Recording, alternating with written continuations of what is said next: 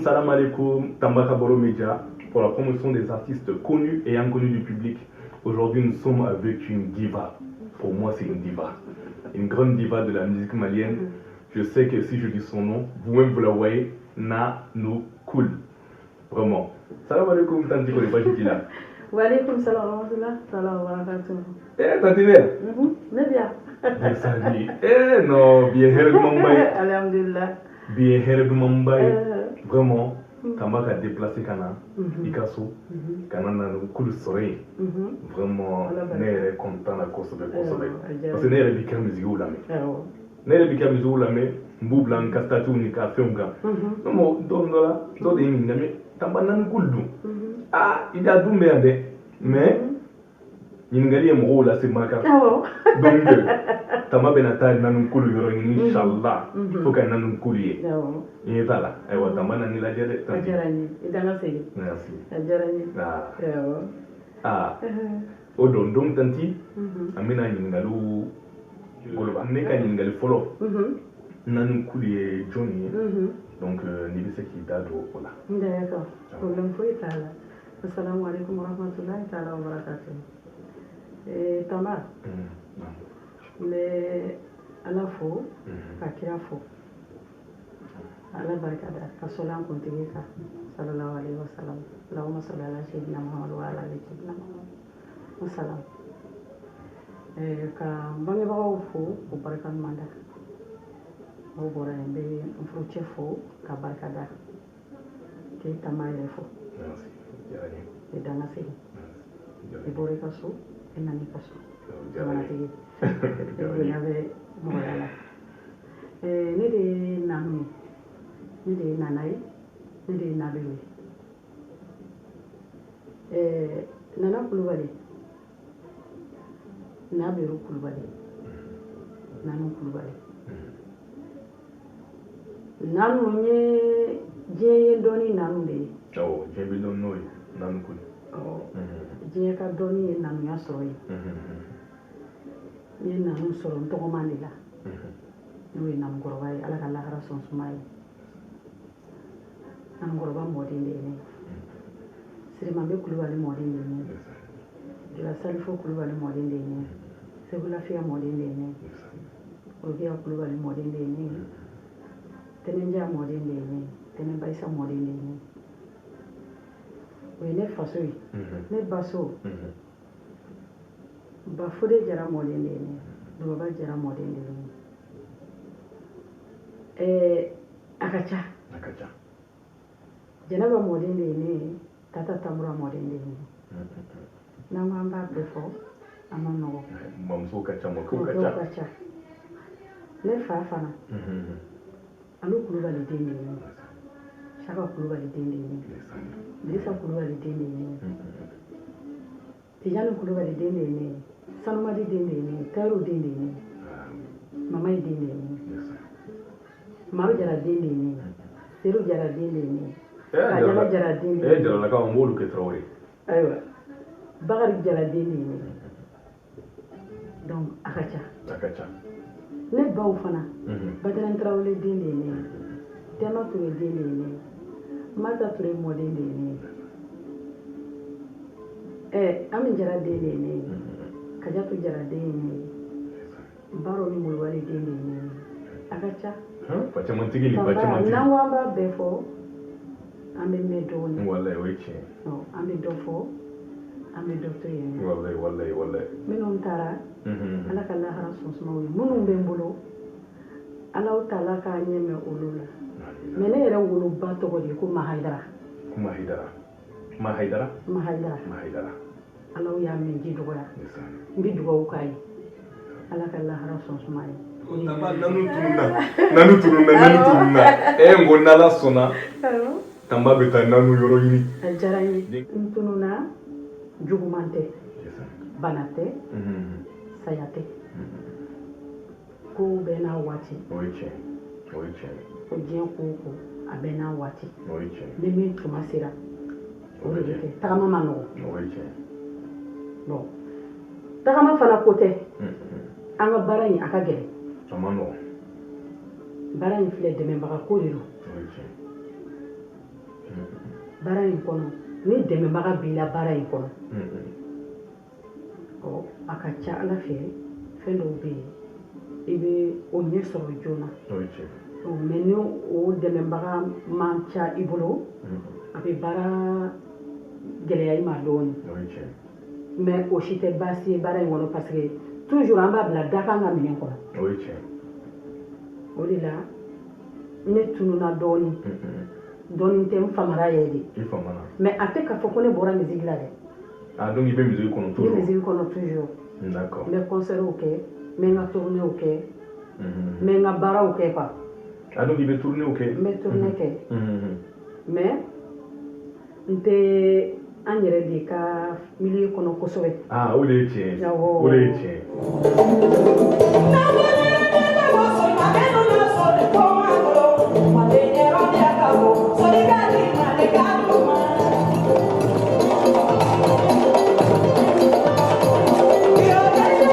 ne bɛ milieu min kɔnɔ a yeli an ka kunda la o man nɔgɔn dɔɔnin awɔ o de la ne tununa sinon n bɛ dɔnkili da toujours n bɛ n ka baaraw kɛ toujours d'accord awɔ donc nin b'a yira bon I t'an ka milieu kɔnɔ kosɛbɛ mais I bɛ festivalw ni concertw ni fɛn caman kɛ awɔ d'accord n b'olu kɛ o faamuna awɔ o de donc a faamuna sisan a faamuna yɛrɛ de walayi bon an b'a dɔn Nani Kule kɔni ye album bɔ bon o y'a sɔrɔ I ma se Faransi yɛrɛ mais an bɛ heure min na album joli de bɛ bolo bon an bɛ nin wagati min na album 5 bɛ ne bolo d'accord 5 bɔra 2005 d'accord bon depuis o kɛra an ma fɛn wɛrɛ kɛ mais an bɛ a sira kan parce que ni Ala jɛna n'a ye nin waati in na n kan ka enregistrement dɔ kɛ n'Ala sɔnna n kɔni t'a dɔn n'a bɛna se an ka kunda la ou bien n'a tɛ se a ka se an ka kunda la dɛ a ka se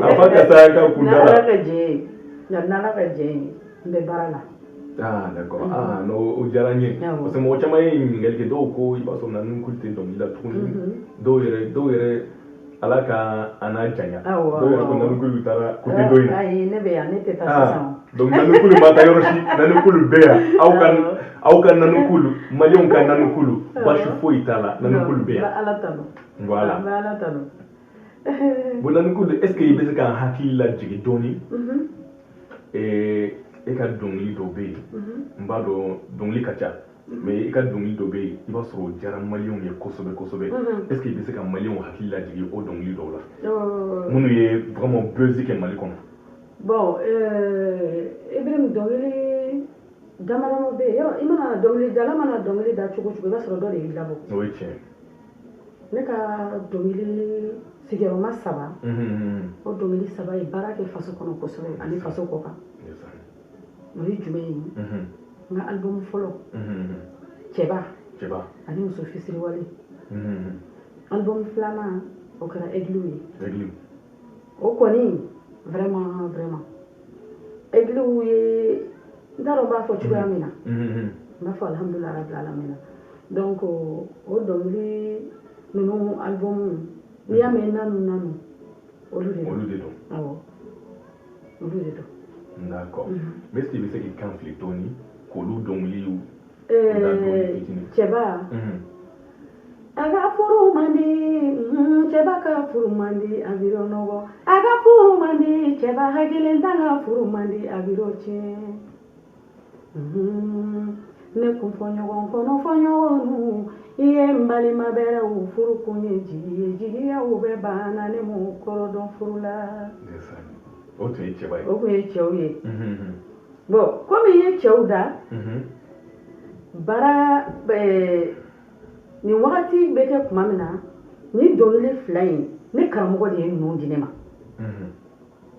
Joni Sisoko ale de ye nin dɔnkili 2 dilan k'a di ne ma donc a ko n'i ye dɔ fɔ cɛw ma f'i ka dɔ fɔ musow ma fo o fana ka kɛ dɛ a ma nɔgɔn o ka kɛ sinon ne tun ko n k'an k'a to cɛw ta in na ayiwa o fana bɛ a ko ko ayi k'o tɛ ɲa ne ko n ko kuma baasi tɛ donc a ye nin fana préparé Aye Chabalu, aye Name, Muso Fisiri Walega Kumani. Aye Chabalu, aye Kolosi, Muso Fisiri Walega Kumani.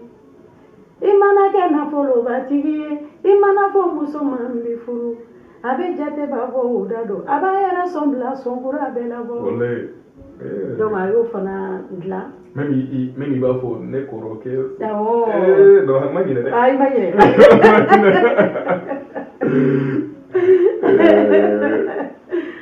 D'accord. Bon, ayo fana dila kadia. Bon, vraiment, o de kɛra n ka album fɔlɔ yɛrɛ. O de kɛra fɔlɔ yɛrɛ. Ibrahim. Cɛba kasɛti ni kasɛti fɛn o fɛn bɔra ɲɔgɔn fɛ.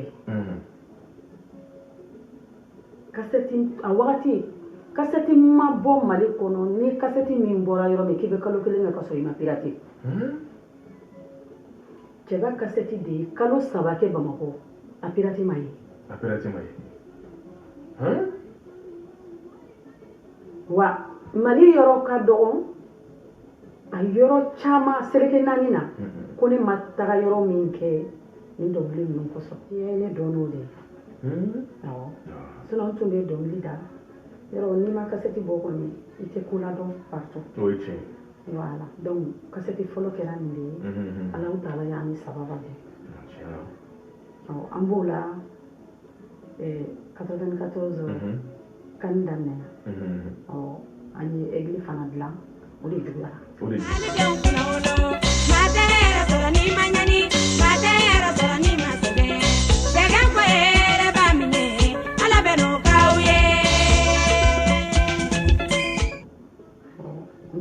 a fila bɛɛ ye succès sɔrɔ ne ka faransi sɔrɔ kasɛti ninnu de don. Kasɛti ninnu sababu. Voilà, kasɛti ninnu sababu de don. Ne ka diɲɛ bɛɛ sɔrɔ a sɔrɔla Alahu taala barika kira kanu kosɔn ani bangebagaw barika kasɛti ninnu kosɔn. Awɔ Ibrahim n'i y'a mɛn o la k'i jɔ kunna di I b'a fɔ k'i sababu ɲuman. O ye tiɲɛ I b'a fɔ I sababu ɲuman. Ne kelen tɛ se ka kasɛti bɔ. O ye tiɲɛ. O don ne tɛ ɲɛ dɔn kasɛti ko yɛrɛ la. Donc nin yɔrɔ la ne bɛ sababu ɲumanw de fɔ n'o ye Joni Sisoko ye Ala ka lahara sɔn suma ye. N théâtre karamɔgɔ dɔ don. Ale de kɛra sababu ye fana n ye nin fana sɔrɔ. Kɛra sababu ɲuman ye. Donc n bɛ Mayiga n'o fɔ nin yɔrɔ la. Adamaden n'a ɲan'i ma hali sɔgɔmada kelen a ko ɲuman dɔn. O ye tiɲɛ ɲuman ka di. Ɲuman ka di kojugu. N bɛ mɔgɔ ka ta n bɛ a ka kasɛti bɔ. Kasɛti in bɛna marché wa? Kasɛti baara ye kunfɛko de ye o. A bɛna marché wa? A tɛna marché wa? Ne t'a dɔn mais ne bi n ka nafolo don a la. Parce que mɔgɔ siɲɛ fɔlɔ ko la a bɛ bɛn sen ma a tɛ bɛn sen ma I t'o dɔn. I t'o dɔn o ye tiɲɛ I t'o dɔn dɛ. Voilà donc ale min y'i ɲɛ tugun k'a ka nafolo don a la k'a baara kɛ donc n b'a fɔ nin yɔrɔ la. Mais o tadi o kɛra dans quelles années ça fait? O mɛnna dɛ. Bon a mɛnna. Kasɛti yɛrɛ baara daminɛna 93. Donc baara kɛra k'a ban ka bɛn ni 94 de ye. Y'a ye.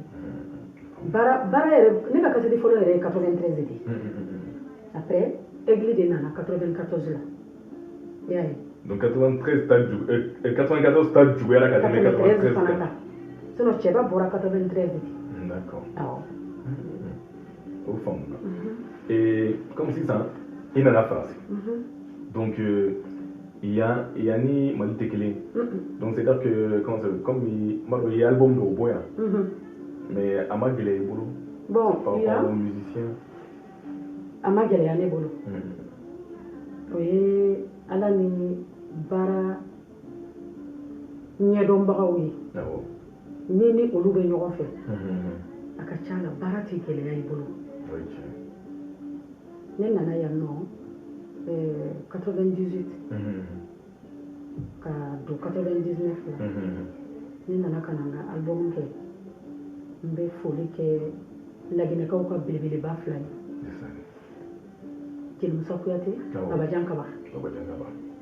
Olu de ye o kasɛtiw arrangé. An mɔgɔ 3 bɔra Mali la ka na. A Adama Sanogo ale bɛ Nancy bi Mamadi Kamsogo ale bɛ Mali la Ala ka hinɛ Fimani Jabate Makuyate numéro 2 ka Fimani ale de y'o nkɔni fɔ o de ye Maliba ye n nana ka n'o baara kɛ yan 99 n seginna ka taa so donc n seginnen ka na 2002 c'est la production c'est là oui voilà 2005 o ye cassette laban bɔ bon laban do fɔlɔ parce que n ma fɛn bɔ ale kɔfɛ fɔlɔ mais n bɛ baara la inchallah caman bɛ bɔ kɔfɛ inchallah ni Ala sɔnna a ma masajuru b'o o de la non masajuru in diyara dɛ masajuru b'o de la dakɔrɔbɔ b'o de la o fana baara kɛbagaw n b'o fana fo n yɛrɛ ka chéri b'o la Segu Kuyate oui Segu Kuyate o ye tiɲɛ a ye baara kɛ laban album in na kojugu n b'a fo nin yɔrɔ la k'a waleɲuman dɔn k'a furuɲɔgɔn ɲuman n b'a fo kosɛbɛ a ye n dɛmɛ baara kɔni dɔnkili da baara banna ka a dan kɛ kɔni a tɛ tɛmɛ min k'a ye ka dɔnkili dilan k'a di yan k'a y'an furu k'an ta suna ni fada la n b'o foli k'a la ne bɛ n cɛw fo yan kosɛbɛ ko Baba Jawara ni Seku Kuyate o ɲɔgɔn fana ka dɔgɔ n b'u fo kosɛbɛ n yɛrɛ de b'u fo non ma bien ba cɛ mais tanti i yɛrɛ ye min fɔ i ka dɔnkili masajuru in yɛrɛ a bɛ mɔgɔw ladi parce que ne yɛrɛ min filɛ nin ye tuma dɔ la miiri bɛ janya parce que i b'a fɔ masajuru in kɔnɔ ko n'i kɛra masa ye cɛ ye mara masa ye fɛn bɛɛ bɛ fɛ masa ma a bɛ kɛ masa la o de bɛ kɛ masa ye non tanti kan fili dɔɔni masajuru kan ye nin ye maliyɛnw na masajuru kan ye nin ye an ka masajuru kan ka di masajuru kan ye nin ye maliyɛnw na masajuru kan ye nin ye an ka masajuru kan ka di ye ko ne kan bɛ juru ma masajuru an ka masajuru kan ye nin ye maliyɛnw masajuru kan ka di donc masajuru in fana ko ɲuman dɔn ka di ɲagati ne ka baro tɛ se ka taa ko ɲuman dɔn kɔ Tamba ka baro tɛ se ka taa o kɔ o kɔni o ye tiɲɛ dɛ masajuru in bɛ dilan don min na Ala ka hinɛ Moriba Koyita ani Segi Kuyate an taara Père Titi foyer de la ɲɛnajɛ la ka taa ɲɛnajɛ kɛ foyer mɔgɔw ye donc an sigilen bɛ o mɔgɔ fila ye fɔlisen ta ten olu ye fɔli kɛ ten ne fana ye dɔnkili da ten masajuru nana ten de fɔli kɔnɔ ko ten tɛ ko dilan mais olu ye fɔli kɛ fɔli jara k'a ja u bɛ fɔli la Ala ye min fana jiginni miiriya la o kɛra masajuru de donc sabu nana o yɔrɔ la o yɔrɔ de la peut-être n bɛ nin kuma fɔ bi hali ni tonton Sigi Ala y'a latigɛ a k'a lamɛn tonton Sigi b'a yɛrɛ ɲininka mais ne tɛ ɲini o de kosɔn kɛ ne bɛ musicien bɛɛ fo ne bɛ fɔlikɛla bɛɛ fo fɔlikɛla bɛɛ ye ne bonya fɔlikɛla bɛɛ ye ne bonya fɔlikɛla bɛɛ ye n don dama na n bɛ fɔlikɛlaw b'u fo quoi u b'a mɛn parce que an ka baara ka gɛlɛn dɔɔnin n'i kɛra dɔnkilidala ye e cɛ tɛ fɔlikɛla ye e balimakɛ tɛ fɔlikɛla ye a bɛ gɛlɛya i bolo i bɛ sɛgɛn dɔɔnin donc nin yɔrɔ la ne bɛ fɔlikɛla bɛɛ lajɛlen fo ka bɛɛ ko ɲuman dɔn Faransi yan maliyɛn fɔlikɛla fɛn fɛn bɛ Faransi yan min ye maliyɛn ye min tɛ maliyɛn ye ne b'a bɛɛ fo parce que fɔlikɛla musicien bɛɛ bɛ fa la bɛɛ bɛ ba la o ye tiɲɛ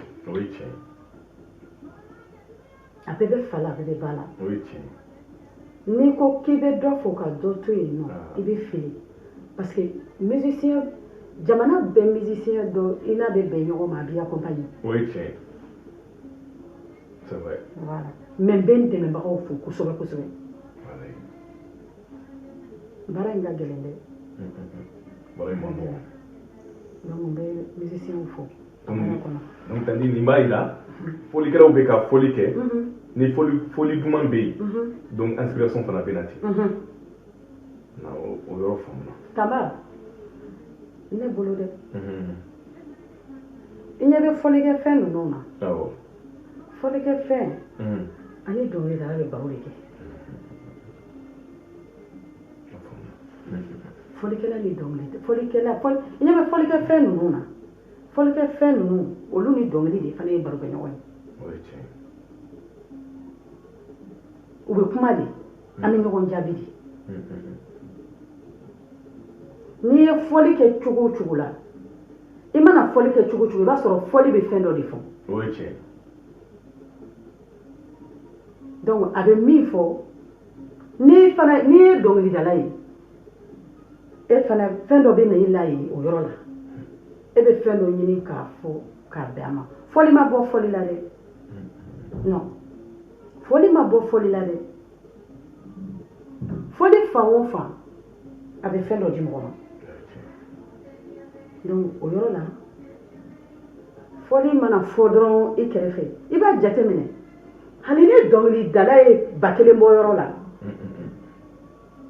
ni fɔli bɛ ka kɛ fɔli bɛ ka kɛ ni dɔnkilidalaw jateminɛ k'u lajɛ i b'a sɔrɔ dɔnkilidala bɛɛ b'a ka jateminɛ la. Bɛɛ b'i ka jateminɛ la. I b'a sɔrɔ dɔ kun birilen don tu sens que k'a fɔ ko a bɛ ka jate dɔ i b'a sɔrɔ dɔ kun janen bɛ sanfɛ e miirila k'a hakili tɛ yɔrɔ min na a hakili bɛ yen. donc et puis o tɛ misiki kelen ye dɛ o ye diɲɛ na fɔli bɛɛ lajɛlen ye n'a fɔra cogo o cogo la i bɛ taa sɔrɔ ni dɔ jate t'a kan dɔ jate b'a kan parce que misiki ni dɔnkilidala ni fɔli ye ɲɔgɔn baro kɛ ɲɔgɔn de fɔlikɛla olu bɛ kuma cogo min na fɔli fana ni dɔnkili fana bɛ kuma ten de. donc u b'a sama de. voilà. donc nin yɔrɔ la. nin yɔrɔ la ni ne ye o yɔrɔnin bɛ ne la a tɛ n kelen na ni i ye fɔlifɛn mɛn dɔrɔn surtout an yɛrɛ ka traditionnel kunda n'a fɔli kɛra cogo o cogo misiki kɛ instrumental ye dɔrɔn n'i y'a kɛ instrumental ye dɔnkilidala bɛɛ bɛ dɔ bɔ a kɔnɔ ni i y'a di ne ma ne bɛ n ta bɔ a kɔnɔ n'i y'a ta ka bɔ ne kɔrɔ yan ka taga di mɔgɔ wɛrɛ ma a fana b'a ta bɔ a kɔnɔ donc dɔnkili ni fɔli anw ni fɔlikɛlaw an b'a fɔ fɔlikɛlaw ma cogoya min na a y'a kɛ tan dɔnkili ni fɔli fana bɛ ɲɔgɔn fɛngɛ de la ten olu fana de bɛ taa ni ɲɔgɔn ye. i b'a yira dɔnkili ni fɔli de bɛ taa ni ɲɔgɔn ye. dɔnkili ni fɔli de bɛ taa. d'accord mais o yɔrɔ faamuna mais tanti ne yɛrɛ ka spécialité ye bamanandugu de ye koyi. awɔ.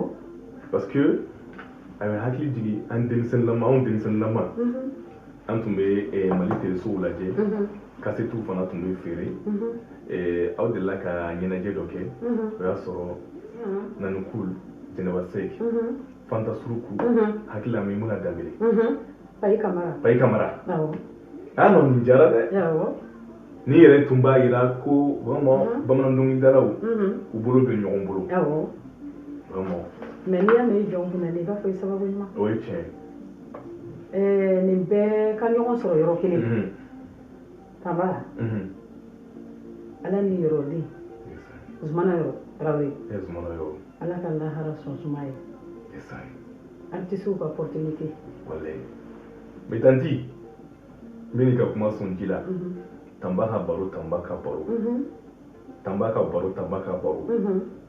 ne ka nin initiative ta ka kɛ ka courage ta yɛrɛ ne ye Zumana yɔrɔ ka émission dɔ de lajɛ ko hali ni ma k'i ni ɲɔgɔnna ye n b'a essayer ka escalier monter dɔɔni vraiment ale fana ye Tamba ka idole dɔ ye Zumana yɔrɔ Traoré ala ka lahara sɔn ya rabbi Tamba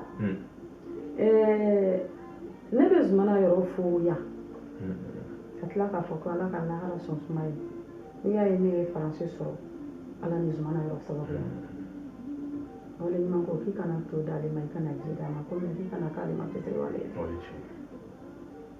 n'i y'a ye n ye faransi sɔrɔ ka ne sigi faransi yan bi i ye nako fɔlɔ de sɔrɔ o min sɔrɔla de ala ni zumana yɔrɔ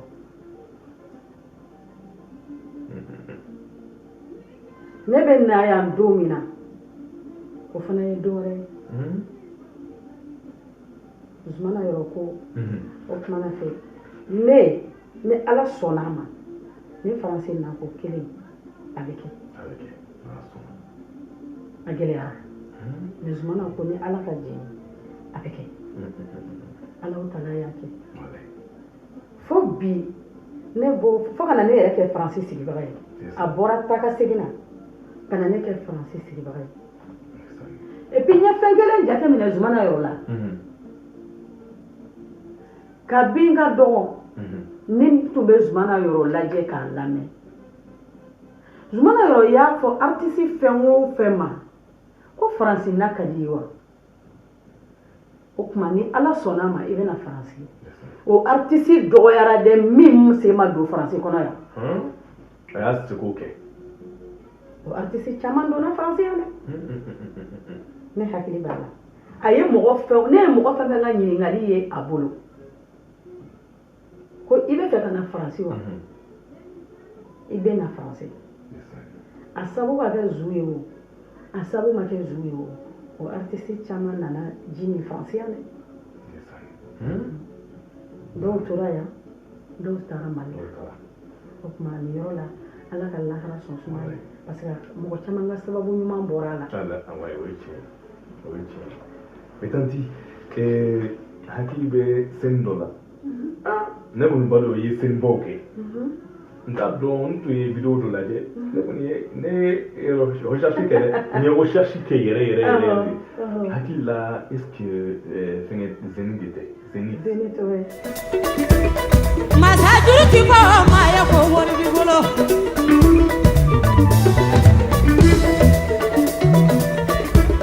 masa juru ti fɔ maa ye ko sanu b'i bolo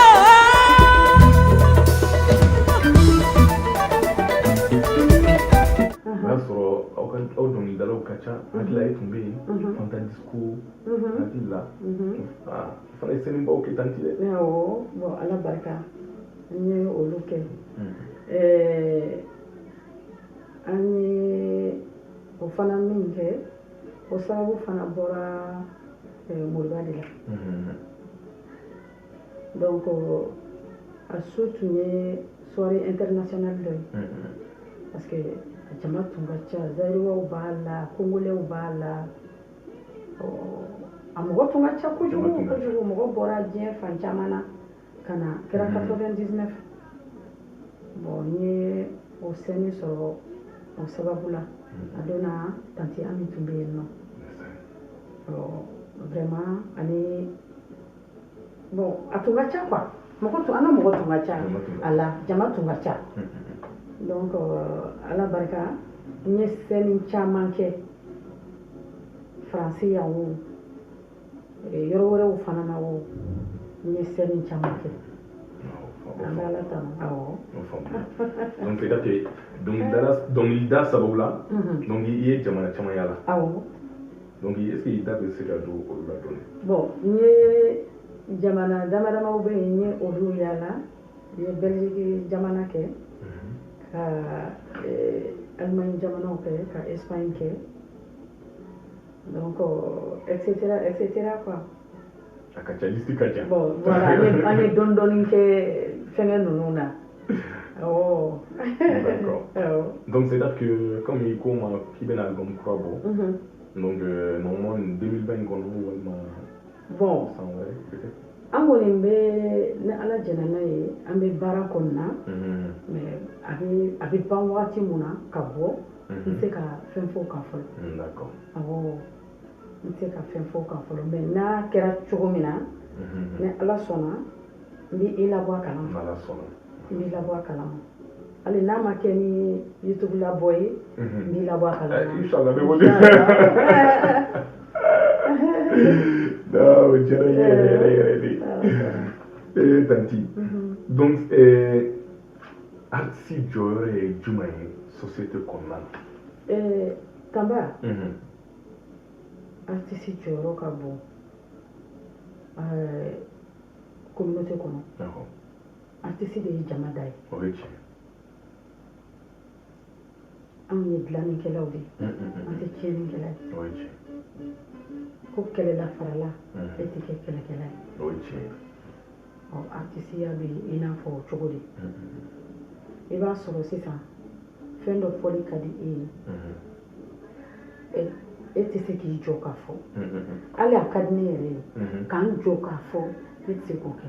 Mais ni n y'a kɛ dɔnkili ye ci bɛ se. O ye tiɲɛ. Anw ye cidenw de ye. Donc an b'a fɔ n'an y'a fɔ bɛɛ b'i ka tɔmɔta tɔmɔ a la. Parce que anw bɛ kuma a bɛɛ kan. An bɛ se ka kuma jamana nin ko bɛ jamana kɔnɔ. An bɛ kuma ni jamana ye, an bɛ kuma ni duw ye. An yɛrɛ ni ɲɔgɔn cɛ adamadenya an bɛ kuma ni o ye. Donc anw bɛ komi ciden dɔ. Messager. Voilà. Anw fana y'olu de ye.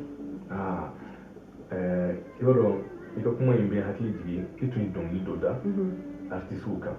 O dɔnkili fana tun ye buzz kɛ dɛ. Tiɲɛ na.